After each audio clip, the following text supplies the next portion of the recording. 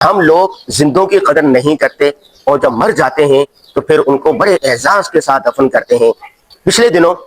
پیر ذوالفقار نقشبندی کی وفات ہو گئی۔ کس طرح لوگوں نے ویڈیو بنائی، کس طرح کالم لکھے، کس طرح کانفرنسیں ہوئی، کس طرح پروگرام ہوئے، ان کے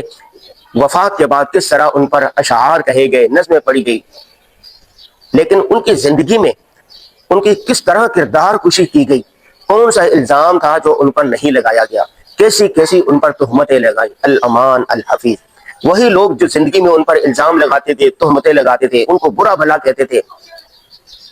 وہ وفات کے بعد ان کے گن گانے لگے۔ کم از کم 5 ایسے بڑے لوگوں کو جانتا ہوں، ایسے ماں باپ کو جانتا ہوں کہ جب وہ زندہ تھے تو بیٹے نے اپنی باپ کو، سگے باپ کو گھر سے نکال دیا،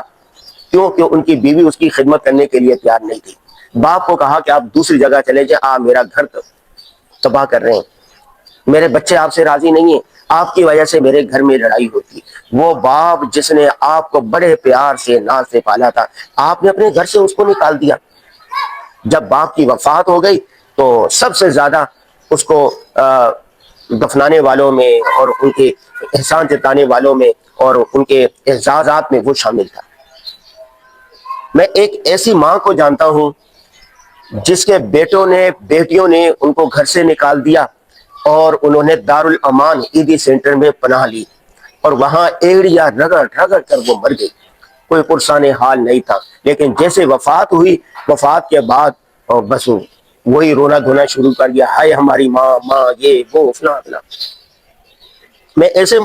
بڑے لوگوں کو بھی جانتا ہوں جو گھر والوں نے 10 بھائی تھے،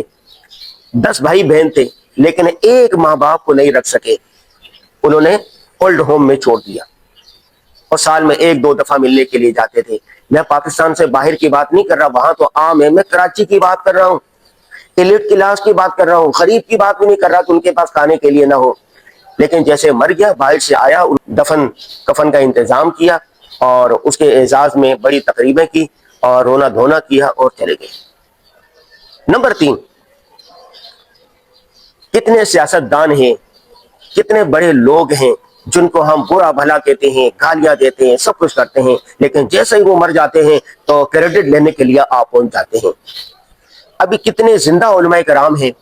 آپ ان کو گالیاں دیتے ہیں، ان پر الزام لگاتے ہیں، ان کو پٹھو کہتے ہیں، اس کو کیا کون سے الزامات ہیں جو ان پر نہیں لگائے جاتے، لیکن جیسے ہی ان کی وفات ہوگی آپ کریڈٹ لینے کے لیے آ جائیں گے، جو ضم ہے وہ مدح میں تبدیل ہو جائے گی، جو برا بھرا کہہ رہے ہیں وہ اس میں آ جائے گا، تعریف میں آ جائے گا۔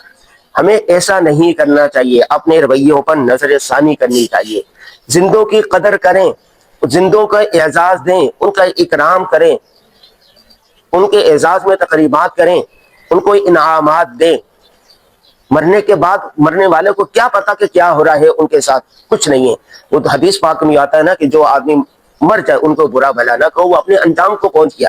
اس کو تو تعریف و تنقید سے کوئی فرق نہیں پڑنے والا۔ لیکن جب زندہ ہو تو آپ نے کرنا ہے، اگر آپ کے ماں باپ زندہ ہے تو ماں باپ کی قدر کریں، ان کا اعزاز سمجھتے ہوئے گھر میں رکھے۔ الحمدللہ میرے ماں باپ میرے گھر میں رہتے تھے، گھر میں جو سب سے اچھی چیز ہوتی تھی، سب سے پہلے چیز ماں باپ کو ملتی ہے، سب سے اچھا کمرہ ماں باپ کو دیا ہوا تھا۔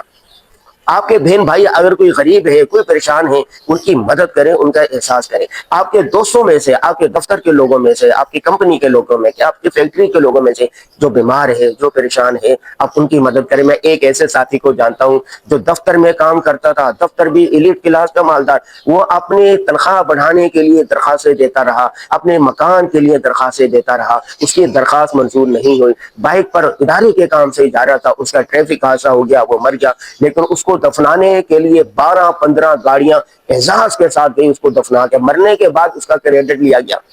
جب وہ دفنا رہے تھے تو میرے ذہن میں ہو رہا تھا کہ کیسے مردہ پرست لوگ ہیں، اس کی درخواست پر غور نہیں کرتے تھے، اس کو گاڑی کا کرایہ نہیں ملتا تھا، پیٹرول ڈلوانے کے لیے پیسے نہیں ہوتے تھے، 2 نوکریاں کرتا تھا، لیکن اب مر گیا تو کس طرح اعزاز کے ساتھ دفنا رہے ہیں۔